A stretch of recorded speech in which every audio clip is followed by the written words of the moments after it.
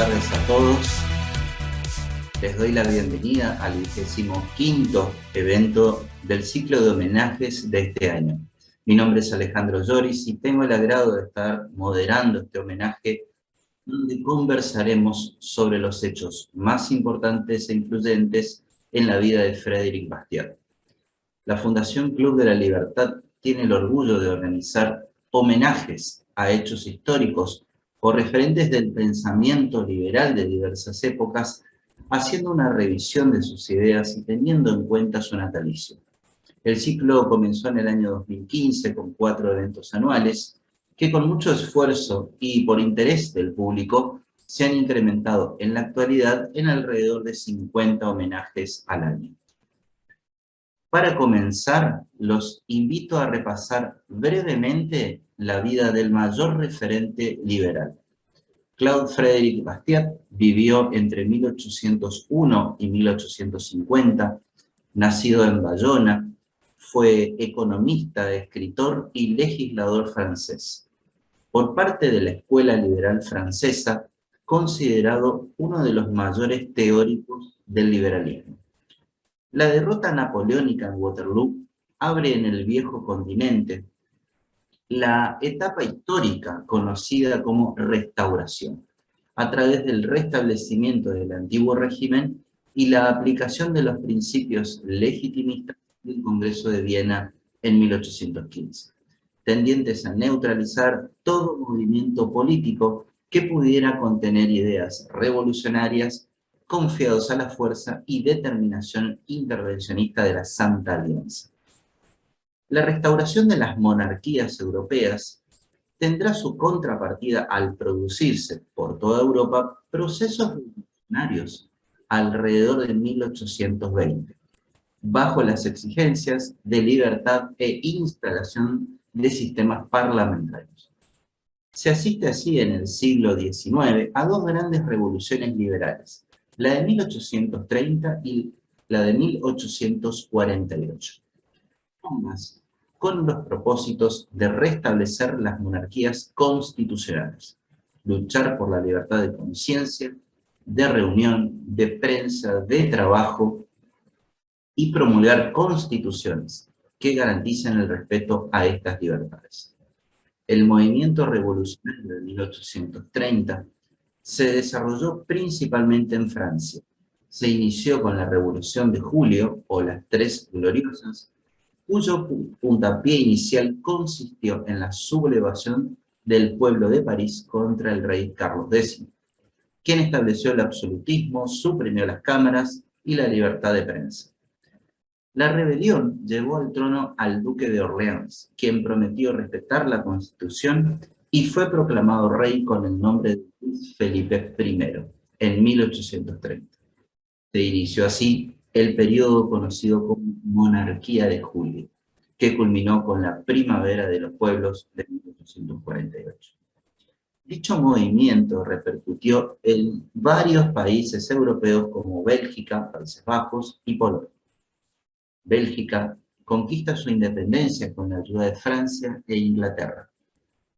Se establece el reino belga en la forma de una monarquía constitucional. En España se establece la monarquía constitucional a través de la reina María Cristina, apoyada por el Partido Liberal. Lo mismo sucede en Portugal, Rusia y Austria. En donde habían estallado revoluciones liberales, estas son dominadas con gran energía. En Polonia, bajo el entusiasmo del movimiento francés, se inició una revolución en la ciudad de Varsovia.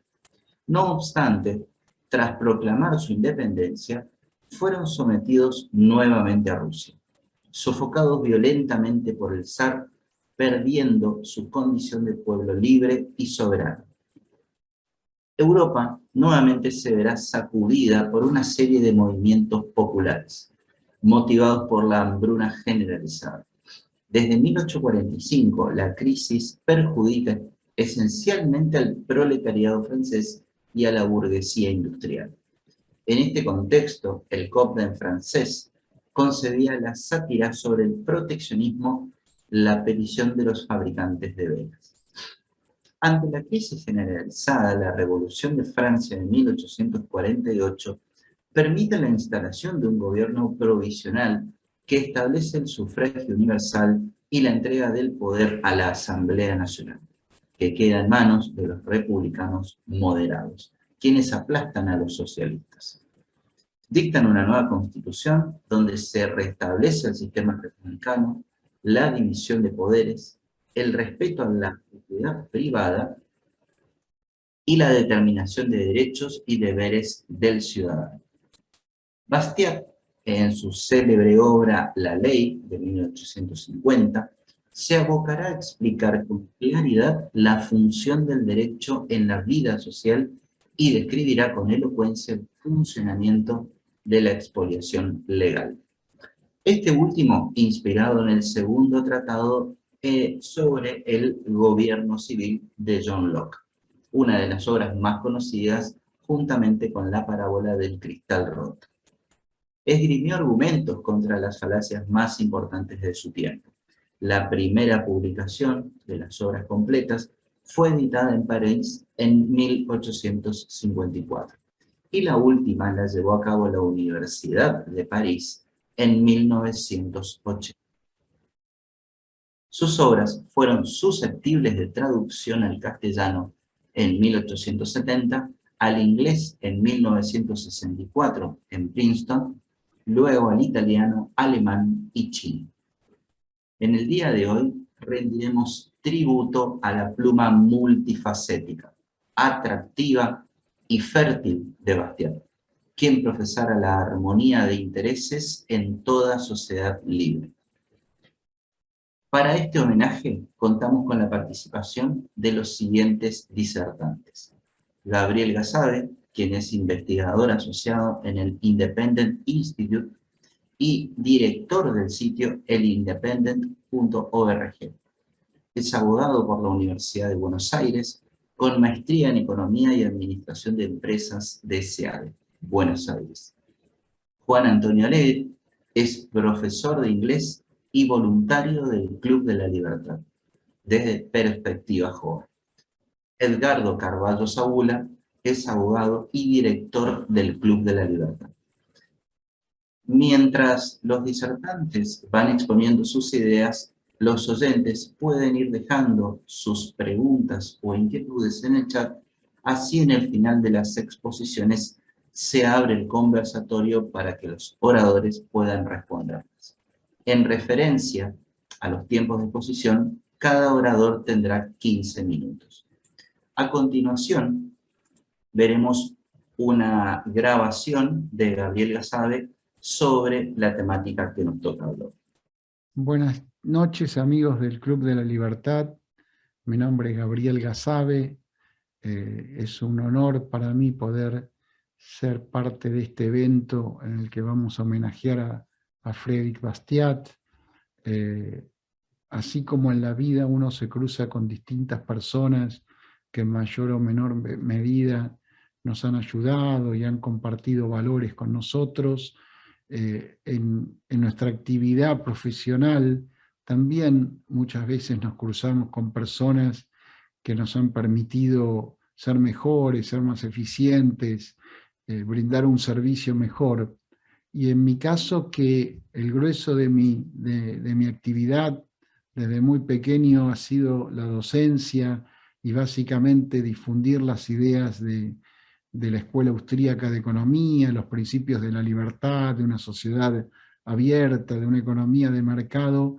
He tenido en Federico Bastiat un aliado insustituible, porque con sus ejemplos, con su simpleza, con su claridad, me ha dado herramientas o municiones intelectuales para poder llegar mejor a quien circunstancialmente me estaba escuchando en ese momento en un aula o en un auditorio o en una conferencia por video como la que estamos teniendo ahora. Bastiat se nos fue muy joven, vivió entre 1801 y 1850, pero a pesar de su breve paso por la tierra, fue muy prolífico, fue muy influyente. Si bien no llegó a conocer los principios de la Escuela Austríaca de Economía los tenía en su mente, no llegó a 1870 cuando los que se reunían en la Universidad de Viena, allí en Austria, llegaron a la conclusión de que el valor es subjetivo y que se descubre observando la utilidad y la escasez que para una persona en un momento determinado tiene un bien, un objeto o un servicio, que la teoría marxista del valor trabajo, por lo tanto, era ficción, era falsa, porque no explicaba la realidad de las cosas. No llegó Bastiat a entender cómo se elaboró en aquel entonces los llamados marginalistas la teoría de la utilidad marginal, pero igual sus ideas tenían algo de austríacas, estaban basadas en las ideas de Adam Smith, del cual era un gran lector, en las ideas de la escuela de Salamanca, así que, entre comillas, Bastiat sería un austríaco más, si hubiera vivido un par de décadas más en el siglo XIX. Hay muchos ejemplos y muchos temas que Bastiat trata, los que a mí me parecen más importantes, y es uno de los que yo hacía hincapié. Yo daba clases en la Facultad de Derecho en la Universidad de Buenos Aires, en una cátedra que tenía el doctor Alberto Venegas Lynch. Primero lo hice como exalumno y ayudante de cátedra de mi querido amigo y mentor Eduardo Martí, y después lo hice como adjunto directamente. Y uno de los trabajos que yo les hacía hacer a mis alumnos, y lo hacíamos con Eduardo, era leer la ley de Bastiat. Bastiat escribió un libro que se llama La Ley, que todo estudiante de derecho, todo abogado, todo jurista, todo juez o empleado de tribunales debería leer para tener una idea de lo que debe ser la ley. Nosotros estamos imbuidos del positivismo jurídico de Kelsen y todos sus acólitos, y se dice que la ley es aquello que votan levantando la manito en la Cámara de Diputados o de senadores cada tanto en nuestros parlamentos, pero la ley para Bastiat es otra cosa. La ley no es legislación, sino que es algo que está en la naturaleza del ser humano, que emana de la esencia del ser humano. Él era un ius naturalista, creía en el derecho natural, y además la ley tiene que poner instrumentos para que cada uno haga su proyecto de vida sin perjudicar a terceros. La ley tiene que ser de carácter negativo, es decir, impedir que otros hagan algo que afecte nuestra existencia, pero no puede ser una ley que nos obligue a hacer cosas, ni por los demás, ni por un gobierno, ni por nadie. La ley tiene que ser un freno para que otros se inmiscuyan en nuestro ámbito de derechos naturales, que es nuestra propia existencia, ese circulito invisible que nos rodea y que sería nuestro ámbito de derechos. Entonces, la ley como algo que impide que una autoridad le quite a alguien el fruto de su trabajo, de su energía, de su esfuerzo para dárselo a otros. En definitiva, está definiendo el rol de los estados, de los gobiernos, como árbitros, no como alguien que inclina la cancha en un partido de fútbol o del deporte que se trate para favorecer circunstancialmente a uno u otro equipo, a uno u otro jugador. Simplemente un árbitro que aplica una ley pareja para todos y que no le quita a unos lo que les pertenece para darle a otros lo que no les pertenece, que no hace lo que hoy día llamaríamos justicia social, que en definitiva es robar, digamos. La expresión justicia social es ponerle simplemente al verbo robar una palabra un poquitito más sofisticada, o que suena más agradable a los oídos de muchos. Ese era un caso en el que Bastiat me resultaba de gran utilidad, explicarle a los alumnos de Derecho qué es la ley, cuál es el significado de la ley. Bastiat tiene otras obras, otros trabajos, tiene trabajos donde él analiza lo que debe hacer un buen economista. En la época de Bastiat no existía la carrera de economista, eran básicamente filósofos o abogados los que se dedicaban a temas económicos, y Bastiat hacía hincapié en lo que se ve y lo que no se ve.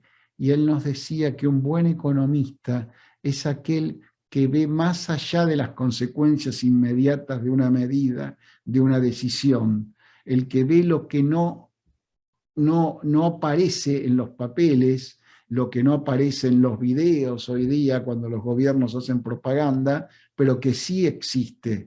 El gobierno nos puede mostrar una obra pública que hizo con impuestos, con tributos, con quitarle a la gente parte de su trabajo para construir una pirámide. Ese es un ejemplo mío, no de Bastiat, pero es para graficar lo que él nos quería decir. El gobierno nos muestra, está la pirámide, están los obreros trabajando en ella, hay todo un barrio en derredor de la pirámide, con iglesias, con escuelas, con juegos para niños, con parques, que a raíz de que el gobierno decidió hacer esa pirámide, lo tenemos.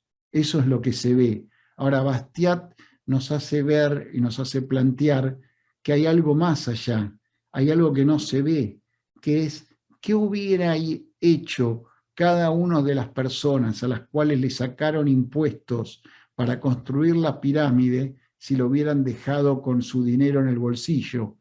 Hay vacaciones que no se hicieron, pizzas que no se compraron, entradas de cine que nunca nadie adquirió, paseos con la familia o renovación de los neumáticos de un automóvil que no se hicieron a raíz de que existe la pirámide. Eso no aparece en ningún folleto, no aparece en ningún video y ningún político habla al respecto. Entonces, siempre que se toma una medida, no hay que quedarse con sus efectos inmediatos, sino que hay que ir un poquito más allá y llegar a lo que no se ve.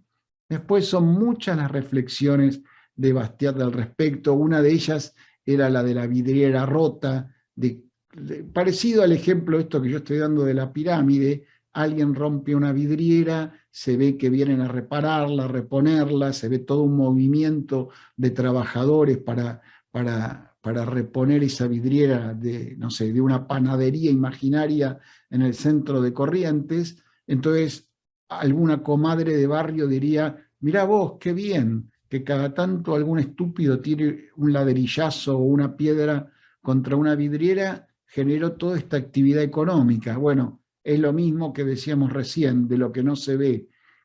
Se ve al dueño de la panadería pagando todos los gastos por reponer la vidriera rota.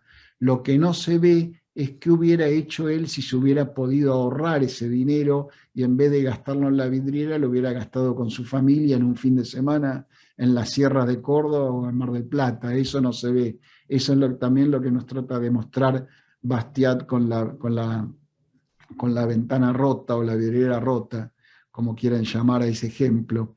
Y por último, para muy brevemente resumir mi admiración por Bastiat y algunos de los ejemplos en los cuales siempre me ayudó, está el tema de la balanza comercial.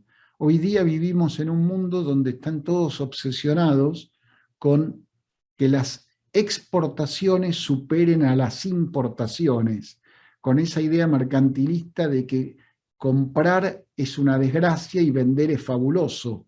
Eso lo tenemos presente nosotros en la vida diaria, porque cuando vamos a una tienda agradecemos, esperamos que nos agradezcan por la compra, que el vendedor nos diga muchas gracias por comprar.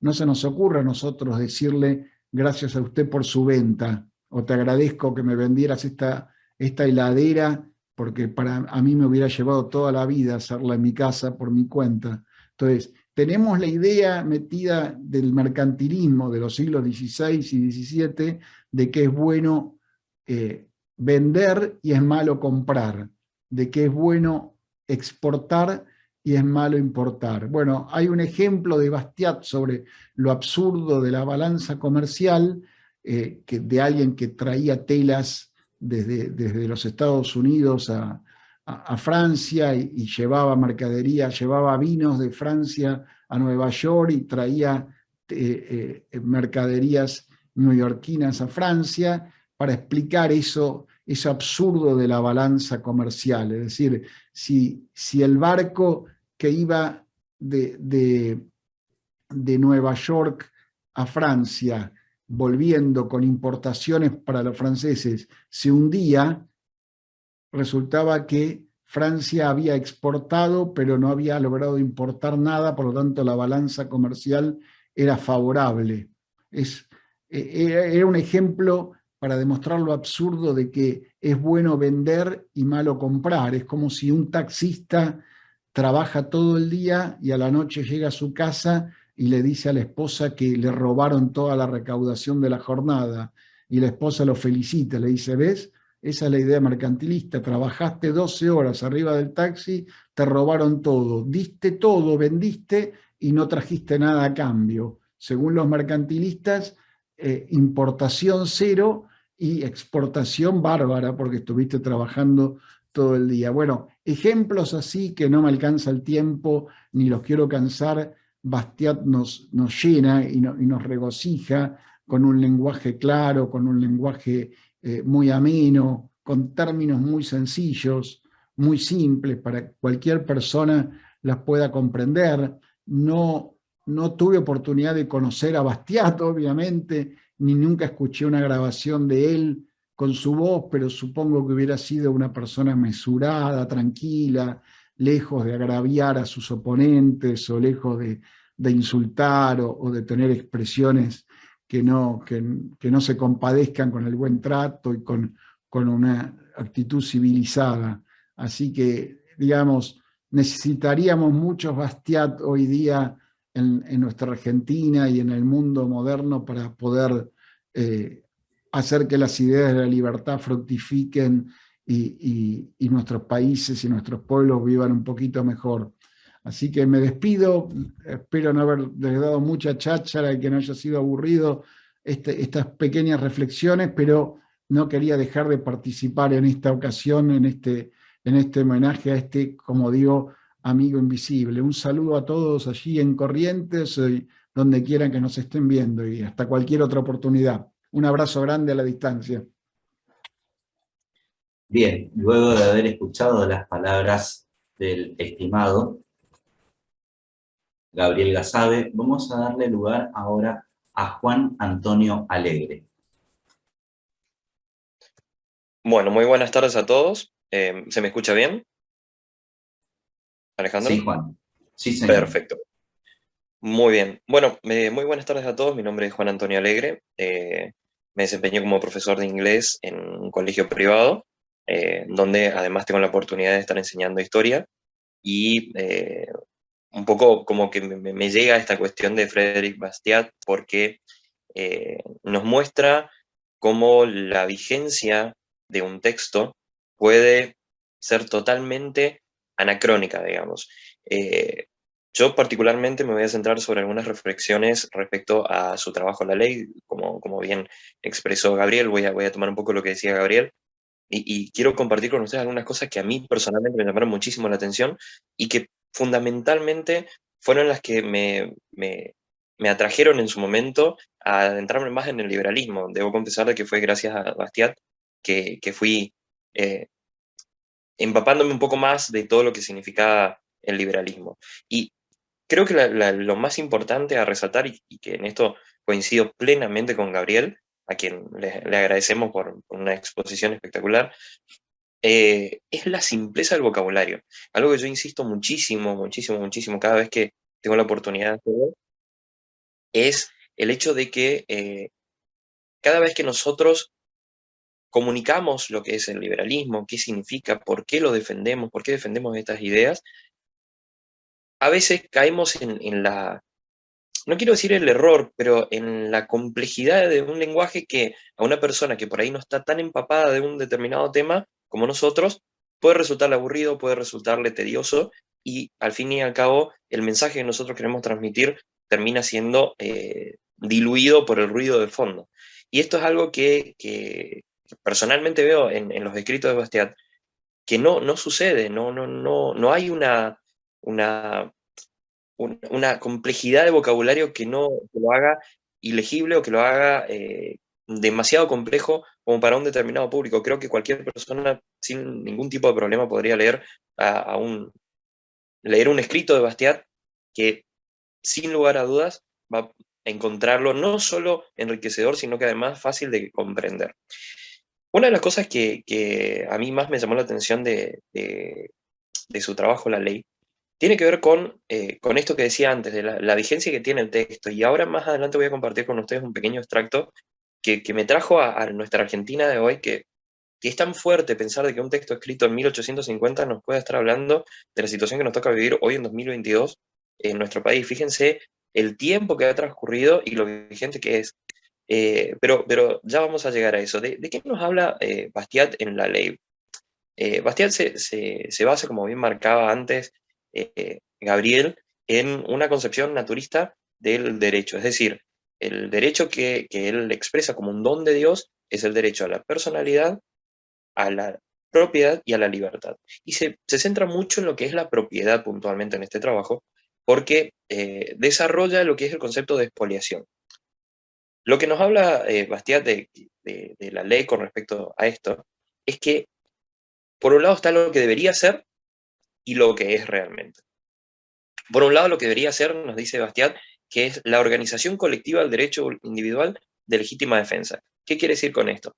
Es una unión entre los seres humanos que deciden concertarse, que tienen el derecho a concertarse, entenderse y organizar una fuerza común para encargarse regularmente de esa defensa. Es decir, es defender en sentido negativo, como bien explicaba Gabriel, lo que es el derecho fundamental de todo ser humano: la personalidad o la vida, la libertad y la propiedad, ¿sí?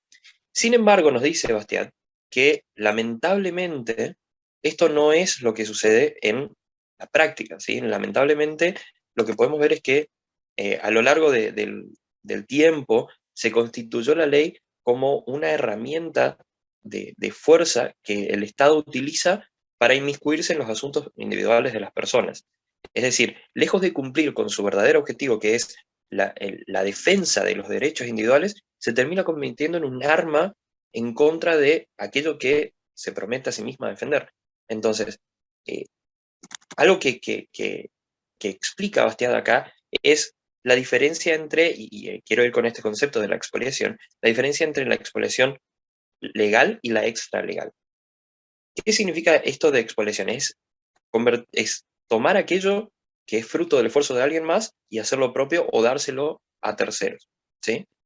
Entonces, esta perversión de la ley, él dice que tiene dos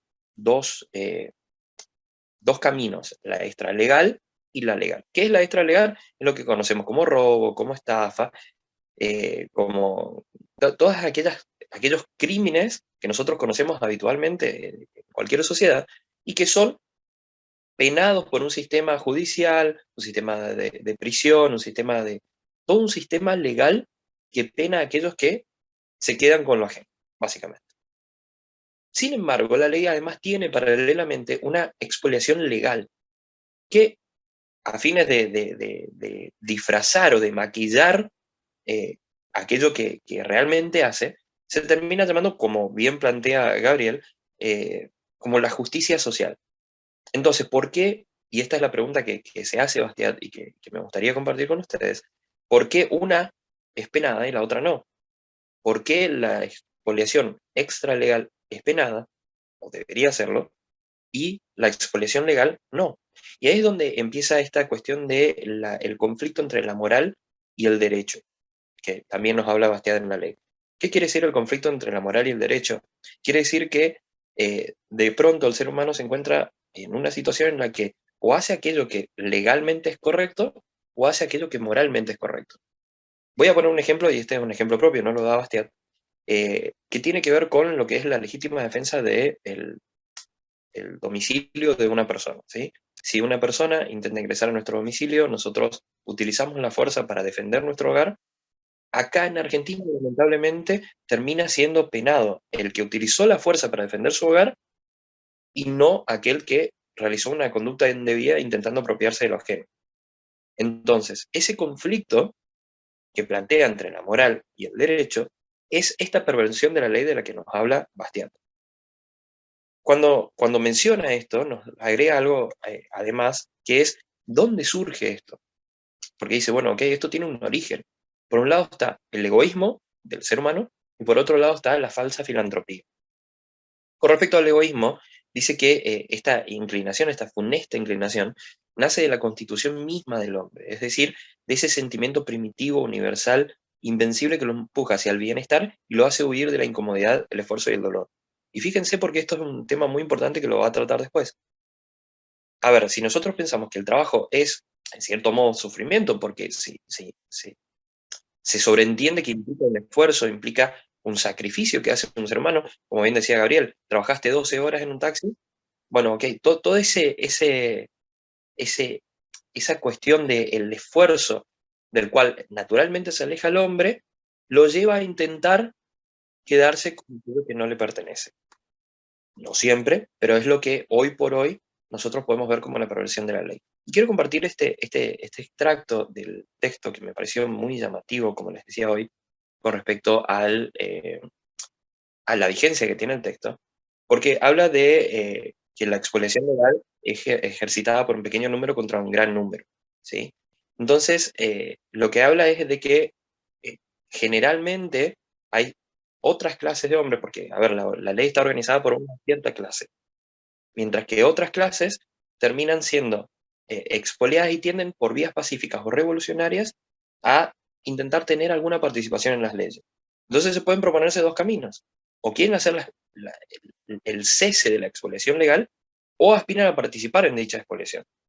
Y acá es donde viene el extracto que les quiero leer. Dice, tan pronto como las clases desheredadas han recuperado sus derechos políticos, el primer pensamiento que de ellas se adueña no es el de liberarse de la expoliación. Eso supondría en ellas conocimientos que no pueden tener, sino el de organizar contra las otras clases y en su detrimento un sistema de represalias, como si fuera necesario, antes del advenimiento del reinado de la justicia, que una cruel venganza viniera a herirlas, a unas a causa de su iniquidad y a otras a causa de su ignorancia.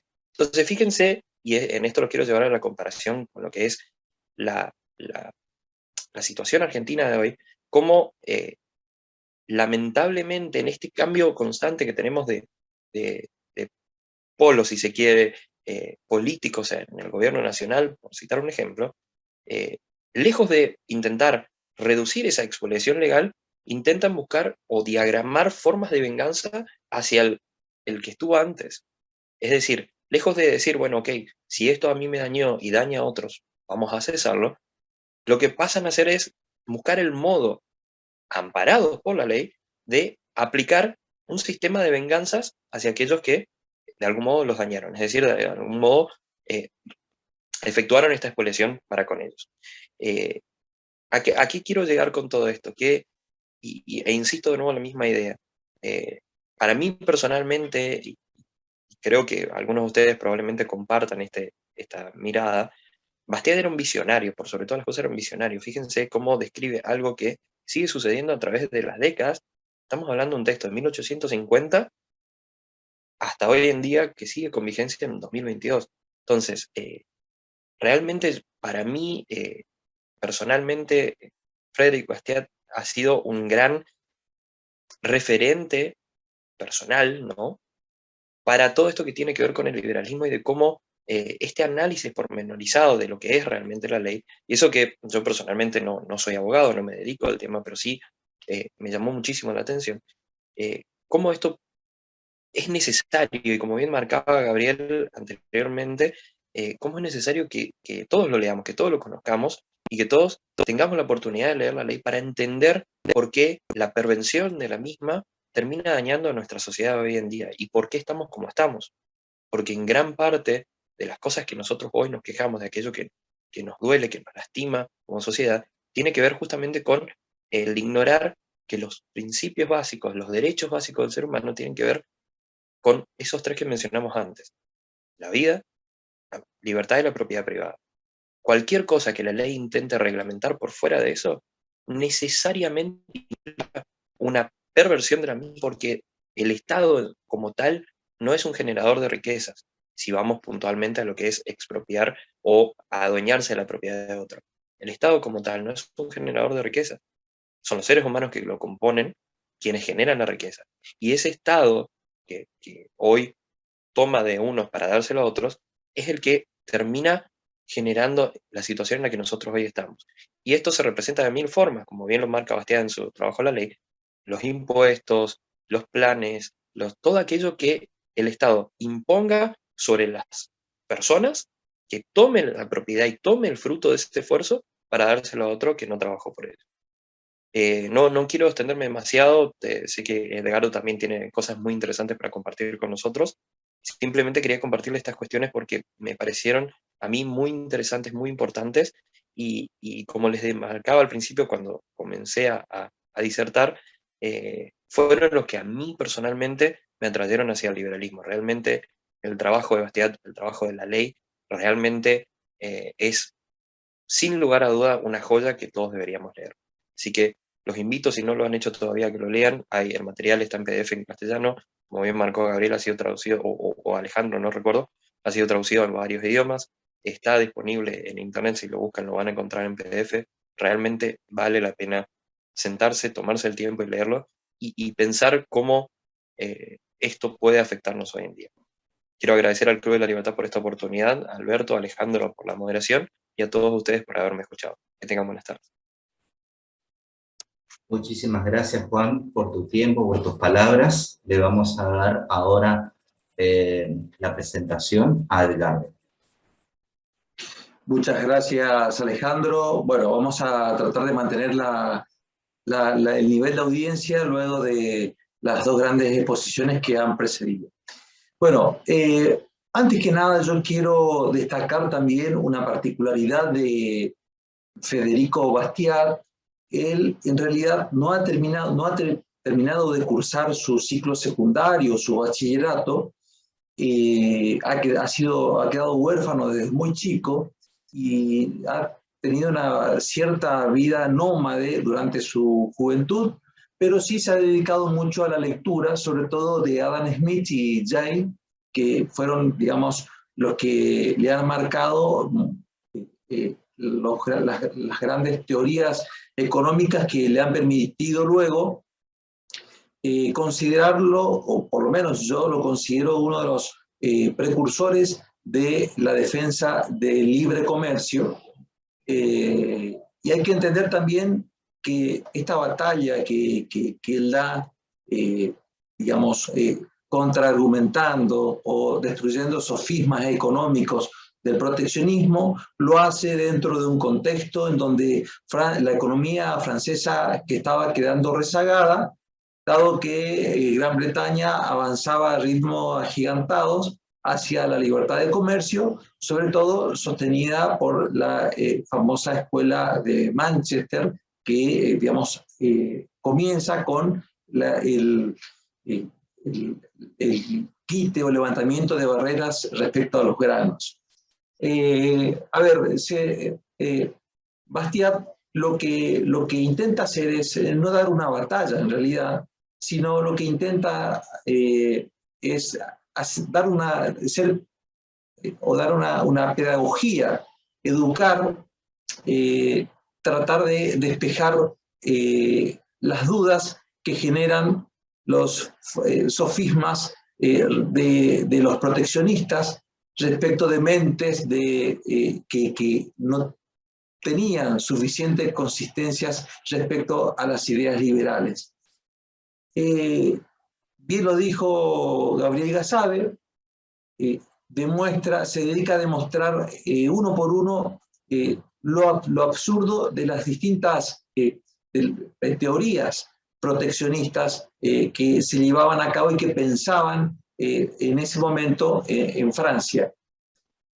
Decían en Francia, sostenía una de las teorías proteccionistas, era que se debía instaurar medidas protectoras para aquellos productos producidos en otras regiones en donde las condiciones naturales eran más favorables para la producción, bueno, de determinados productos, y que si se traían a Francia, esos productos naturalmente iban a causar no solamente una destrucción de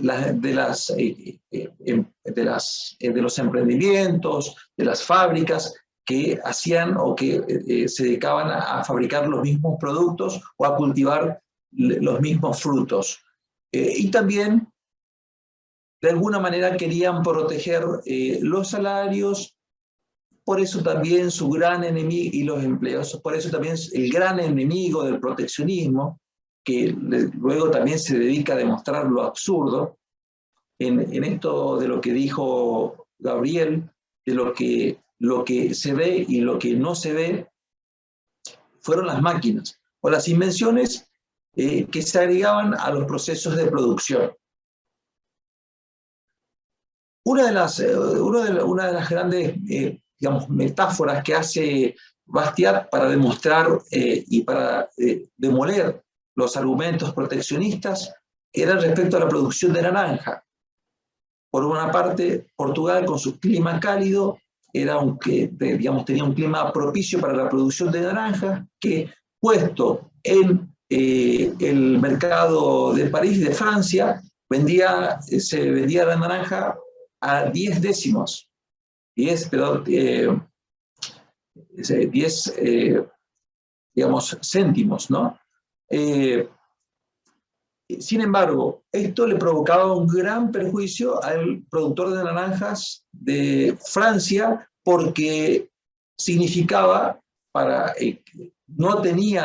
Francia, París no tiene las condiciones naturales, porque tiene mucho frío, porque digamos, es un clima frío, no es un clima propicio, tenía que vender ese productor a un franco como para compensar todo lo que es la producción de naranjas. No nos olvidemos que para Bastiat la teoría del valor es el trabajo que se usa para extraer esa riqueza natural, porque él consideraba que esa riqueza natural era gratuita, así como también las invenciones. Dicho esto, y siguiendo con el ejemplo de las naranjas, Francia, el gobierno francés dice, ¿cómo puede ser que la naranja portuguesa se venda a 10 céntimos en París? Esto significa, naturalmente, un quebranto y despidos masivos para los productores de naranja de los propios, ¿no? Entonces, ¿qué hacen? Elevan a un franco. ¿Qué pasa? Esto en realidad, el productor portugués sigue ganando sus 10 céntimos, se aumenta a 90 céntimos, pero ¿quién lo paga finalmente? Lo paga finalmente el consumidor.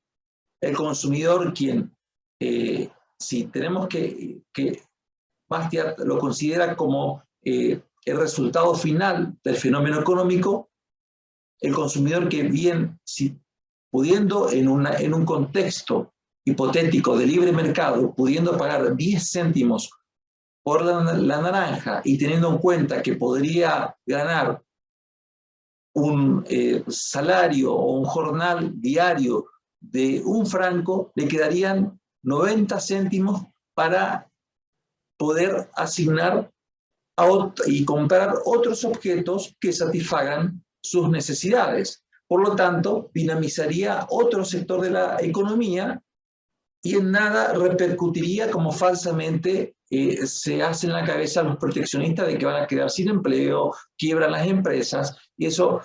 Por eso es que, haciendo un paréntesis, coincido con Juan y también coincido con Gabriel, que estas ideas de Federico Bastiat son tan vigentes. Fíjense hoy en día qué es lo que pasa. Se habla de que no podemos importar porque tenemos que vivir con lo nuestro, tener nuestra propia producción de todos. Hay un ejemplo que pone Bastiat de un productor que tiene 20 hectáreas, lo parcela en 4 partes, en donde siembran en uno maíz, en otro trigo, en otro trébol, en otro cebada. Con eso recauda suficiente grano, alimenta a su familia, con el remanente intercambia por otros frutos que necesitan, como aceite, como soja, otros y también con el remanente que le pueda quedar, lo vende y con ese excedente puede, renueva su unidad productiva, contratando gente para que vuelva a mantener todo, la cerca, compra nuevos instrumentos de labranza, e incluso si tiene otro excedente, lo coloca en el banco, pero no en la caja fuerte, sino lo coloca con intereses, y a su vez ese banco puede prestar ese excedente de ese granjero de 20 hectáreas a un armador para que este armador fabrique un buque, un barco, y así de ese modo pueda tomar empleados para que ese armador pueda llevar a cabo su fin y su emprendimiento.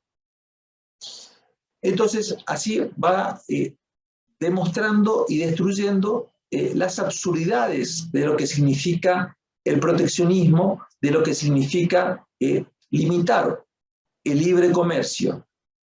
También respecto a las máquinas, a las invenciones, dice que también con las invenciones que se incorporan al proceso productivo, va a formar parte y en forma gratuita de todos los consumidores de la humanidad misma. Lo único que tiene que pagar el consumidor es el trabajo que se tiene que imprimir para extraer y para aprovechar esa materia prima que da la riqueza natural, ya sea beneficiada por el clima.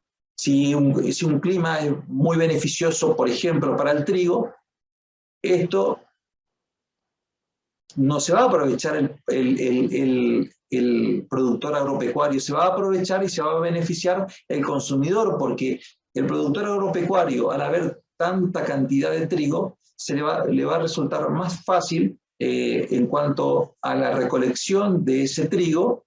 Por lo tanto, el precio para el consumidor, dijimos que acá imprime, establece la teoría del valor del trabajo, le resulta más beneficioso para el consumidor. El trabajo, ¿qué se paga? Se paga el esfuerzo o la intensidad imprimida en el proceso de producción, no así la productividad. También hace esa distinción. Él dice que en dos regiones que no son beneficiadas las mismas por el clima, por la naturaleza, pueden en un marco de libre comercio beneficiarse mutuamente. Así él da un ejemplo: Guyena le da vino a Bretaña y Bretaña le da trigo a Guyena. Son regiones francesas de diferentes lugares con climas distintos. Así las cosas, Frédéric Bastiat es un pensador que nos ilumina un poco con esto de qué pasa hoy en Argentina, con volvernos, cerrarnos al mundo, tener una economía cerrada, tener cepos a la posibilidad de poder vender o poder comprar tranquilamente. No nos podemos beneficiar de los inventos que surgen en otras latitudes, pero sí queremos vender nuestros productos. Y eso es lo que dice, lo que habla en una de sus partes, en los sofismas económicos, Bastiat, y dice las contradicciones de los principios, ¿no? Yo quiero vender, pero no quiero comprar. No quiero comprar, no te quiero comprar a vos, que tenés los precios de tus productos mucho más baratos que los que tengo yo. Bueno, también relata, por supuesto, Bastiat ha formado parte de la Asamblea Legislativa Francesa y relata la carta de los fabricantes de velas, que ellos, los fabricantes de velas, consideraban como competidores desleales o como un competidor desleal a la propia luz, o sea, a algo tan natural como las luces del sol. Entonces, pedían en esa carta a la legislatura francesa que dicten un decreto, una ley, en donde se prohíba todo tipo, a partir de determinado horario, todo tipo de ventana, aberturas, rendijas, endijas, donde pueda entrar o penetrar la luz solar a la casa. Así, de esa manera, dicen estos mercantilistas, estos comerciantes que pretendían que se aplique el proteccionismo, así, de esa manera, se va a multiplicar la producción del sebo, se va a multiplicar la producción del aceite, del sebo a través de los animales vacunos, del aceite a través de las plantaciones de olivas, a través de la caza de ballenas, en fin, una serie de supuestos beneficios de los que se ve, como decía Gasabe, pero no decían lo que realmente no se ve, que en definitiva es el consumidor al final quien paga los mayores costos, porque todos estos beneficios enumerados por estos fabricantes de velas, sin duda que significaban un trabajo que el consumidor finalmente tenía que pagar para tener una luz artificial. También está, bueno, el relato, ya lo dijo Gasabe, del vidrio roto. También hay una falacia, porque en realidad uno dice, no, pero claro, ahora el que se le rompió el vidrio tendrá que salir a comprar otro vidrio para reemplazarlo. De esa manera, el vidriero vende su vidrio, va a poder comprar al zapatero un zapato y así se dinamiza la economía. Sin embargo, en realidad lo que no se ve, es lo que decía Gabriel, es que esa persona a quien le han roto el vidrio se queda sin esos 6 francos, porque va a tener que pagar para reponer el vidrio, sin esos 6 francos para comprar el zapato. A su vez el zapatero, si se compra ese zapato, compraría otro producto y así sucesivamente. Hay mucho para hablar de Bastiat. Creo que sería interesante hacer un conversatorio con los participantes, porque a pesar de no ser economista, a pesar de no haber concluido sus estudios, ha tenido una capacidad de visión y ha sido un protagonista de la primera mitad del siglo XIX. Muere muy joven, y el medio a través del cual él se comunicaba y a través del cual él propalaba sus ideas, tratando de rebatir los argumentos proteccionistas, que concluía que solo provocaba el aislamiento del individuo, era The Journal des Economists. Era una revista mensual de publicaciones de artículos y doctrinas de carácter económico, y en ese momento con claro sesgo liberal, porque en ese momento estaba, avanzando, sobre todo en Inglaterra, bien he dicho antes, hacia el rumbo del libre comercio. Él dice, y con esto concluyo, que el libre comercio es la solución para que todos los consumidores puedan disfrutar de el sol o de un clima tropical que tal vez en su región no la tenga, pero sí puede disfrutar a través de intercambiando bienes. El intercambio es lo que le favorece a la humanidad, es lo que trae paz, lo que trae concordia. Con eso yo concluyo, y bueno, nos quedamos un rato más para las respuestas o el intercambio que vamos a tener. Gracias. Muchísimas gracias, Edgardo, por tu presentación también. Bueno, a continuación, ahora que hemos concluido todas las ponencias de nuestros oradores invitados y aquellos que ya fueron realizando sus presentaciones, Para participar, todas las preguntas deben ser realizadas en forma escrita, ya que al no ser un debate no se abrirán los micrófonos y dicho esto se abre el conversatorio. Vamos a ir observando allí las preguntas que estén en el chat.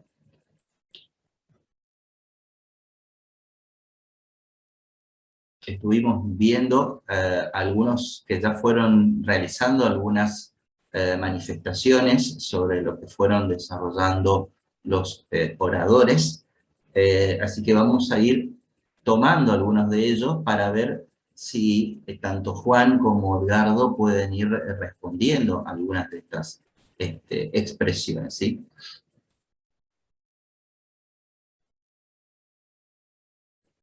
Allí Sebastián... Acá hay una, sí, acá hay Sí. una pregunta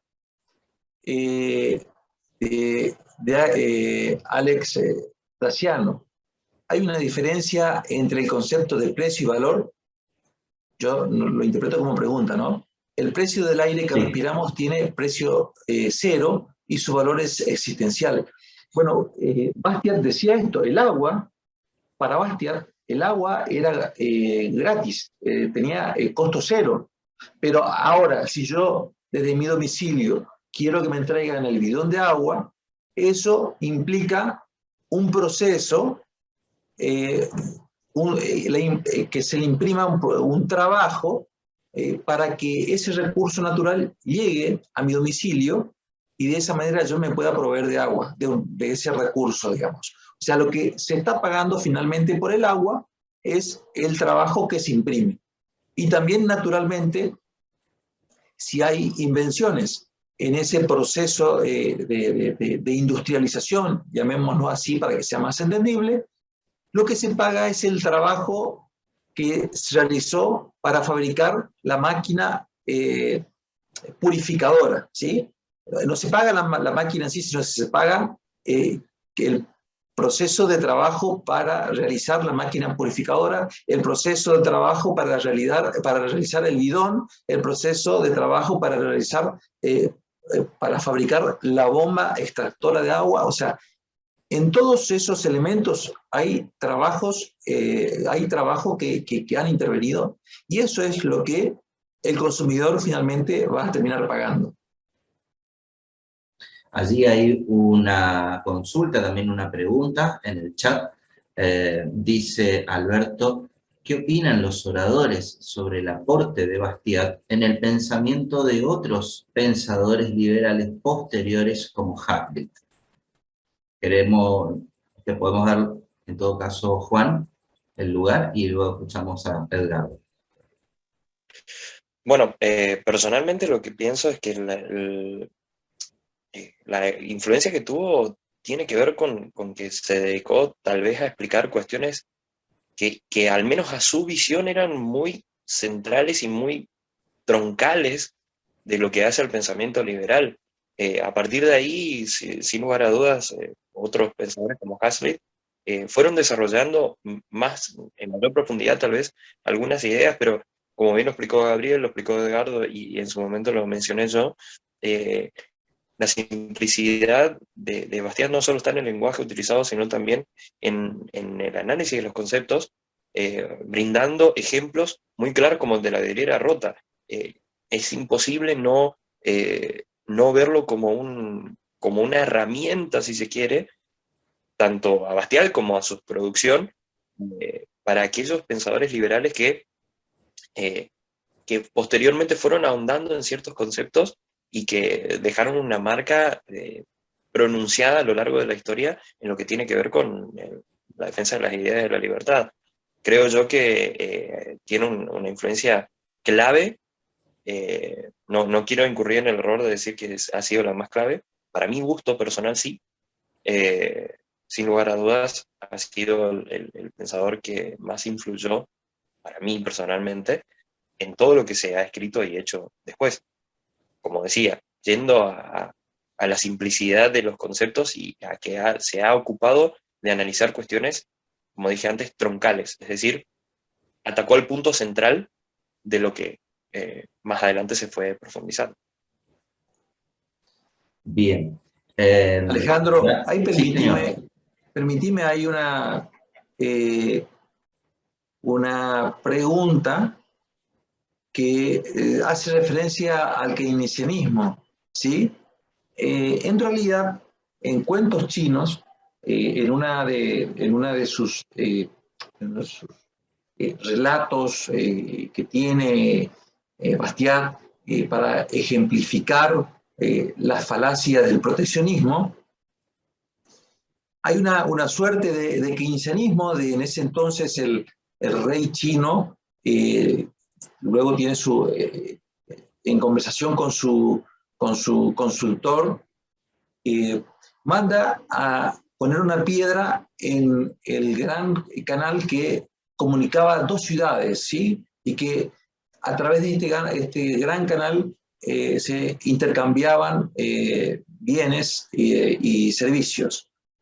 ¿Y qué hacen? Construyen como una suerte de, digamos, construcción artificial, una carretera paralela para comunicación. Naturalmente que cuando concluye la carretera, se hace fluido el tráfico de bienes, de productos, de consumo. Esa carretera se vuelve muy poblada, con hoteles, con hospedajes, con casas de comida, pero en realidad, bueno, hay una suerte ahí que por eso me hizo acordar de ese cuento chino que bien lo relata Bastiat. En realidad, no hay nada de, digamos, de generación de más actividad que no hubiese sido por ese canal que han obturado artificialmente colocándolo en una roca, porque todo ese gasto que tiene de transporte, que tiene un bien para llegar de una ciudad a otra, es finalmente solventada ¿por quién? Por como él decía, el final del fenómeno económico, el consumidor. Es, bueno, un poco lo que quería comentar a propósito de lo que escribe Sebastián. Muchísimas gracias, Edgardo. Y para ir cerrando, en 1 o 2 minutos quisiéramos escuchar una conclusión, tanto de Juan como Edgardo, para ir dándole ya un cierre a nuestra presentación. Juan, ¿te parece comenzar primero? Sí, cómo no. Antes, si me permitís, Alejandro, hay una pregunta a la que me gustaría responder, que quedó un poco más arriba, de Norma Hansen. Dice, ¿la teoría de Bastiat se puede incorporar a la economía argentina? Y con esto engancho también mi conclusión. Creo que la teoría de Bastiat se puede incorporar a la educación, y lo digo como docente que soy. ¿Por qué digo esto y no tanto a la economía en sí? Porque una de las cosas que plantea Bastiat es cómo son los individuos los que de algún modo, por error u omisión, permiten que, justamente, y volviendo a su trabajo la ley, la perversión de la ley exista como tal. Creo que el hecho de poder aplicar sus trabajos y sus teorías a lo que es la educación en sí, ayudaría a los individuos en su formación a comprender la importancia de su rol y de todo esto que hemos ido mencionando a lo largo de este homenaje para la construcción de la vida en sociedad. ¿Y por qué digo esto? Porque si logramos en algún punto, no quiero decir utópico, pero seguramente lejano, hablando particularmente de la Argentina, que pensamientos como los de Bastiat permeen en la mente de los públicos jóvenes, es decir, de aquellas personas que se están formando, sin lugar a dudas, a futuro tendremos una sociedad que demandará de la ley y de quienes la hacen cumplir que se respete los derechos fundamentales, los derechos naturales, troncales del ser humano, sin necesidad de otras intervenciones por parte del Estado sobre la propiedad y el esfuerzo de los individuos. Entonces, creo que es aplicable, sí, es aplicable, llevará muchísimo tiempo sin lugar a dudas, pero es absolutamente aplicable y necesario además. Y a modo de conclusión, pienso que tenemos en Bastiat un baluarte de lo que es las ideas de la libertad, sobre todo por su percepción de la importancia del rol del individuo, esto que decía antes, en lo que es su relación con sus pares y en la sociedad. Ese análisis pormenorizado que hace de cómo, si es, ya sea para bien o para mal, la intervención del individuo en cada estrato social, en cada interacción, termina condicionando a futuro cómo esa ley que se nos aplica, o ese Estado que está de algún modo lamentablemente por encima de nosotros, termina siendo una respuesta a esto que decía antes, el error u omisión por parte del individuo. Entonces, creo que Frédéric Bastiat es un pensador que vale la pena leer, como dije anteriormente en mi exposición. Creo que podemos aprender muchísimo, muchísimo, y sobre todo quiero volver a hacer hincapié en la vigencia, en cómo textos escritos antes de la segunda mitad del siglo XIX nos pueden seguir enseñando algo. Entonces, que su obra no quede como parte de la historia, sino como algo que todavía podemos aplicar hoy en día, sería realmente un gran logro para todos nosotros. Muchísimas gracias, Juan, por tu conclusión. Te escuchamos, Edgardo.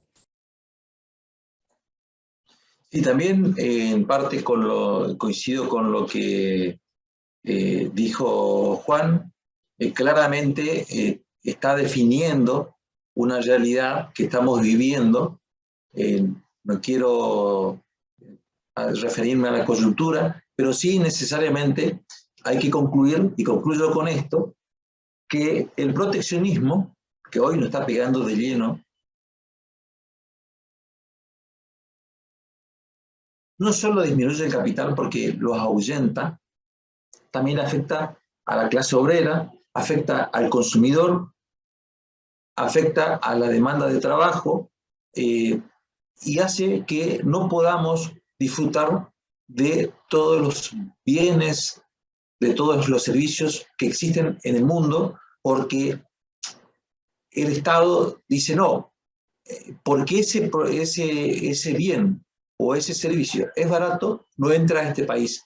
Nosotros lo fabricamos y sin embargo no tenemos esas condiciones como para fabricarlo en el país. Eso lo que hace es dar de lleno en nuestras libertades individuales y la libertad de elección. Sobre todo, por eso, la gran solución a esto, y es lo que sostenía Bastiat, es la libertad de comercio. Gracias. Muchísimas gracias a ambos por su presentación, también a Gabriel, por supuesto.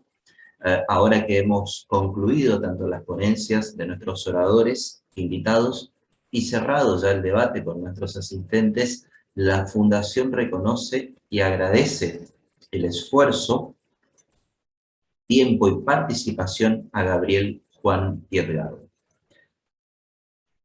Damos por finalizado un nuevo evento y los invitamos al próximo homenaje, donde se conversará sobre un hecho fundamental para la historia universal, siendo el respaldo de futuras revoluciones y movimientos independentistas a lo largo del mundo, la independencia de los Estados Unidos, el día sábado 2 de julio por esta misma plataforma a las 18 horas. Que tengan todos muy buenas tardes.